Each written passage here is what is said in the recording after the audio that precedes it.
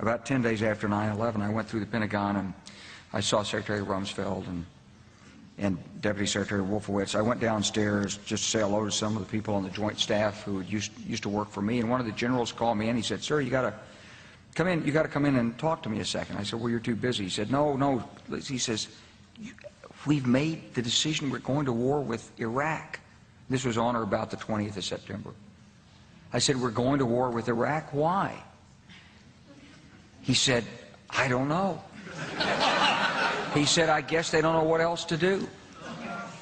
So I said, "Well, did they find some information connecting Saddam to Al-Qaeda?" He said, No. He says, "There's nothing new that way. They've just made the decision to go to war with Iraq."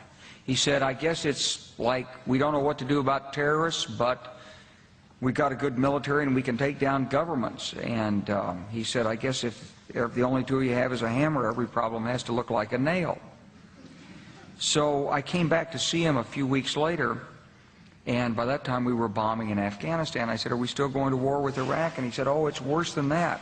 He said, he reached over on his desk, he picked up a piece of paper, and he said, I just got this down from upstairs," meaning the Secretary of Defense's office today, and he said, "This is a memo that describes how we're going to take out 7 countries in 5 years, starting with Iraq and then Syria, Lebanon, Libya, Somalia, Sudan, and finishing off Iran."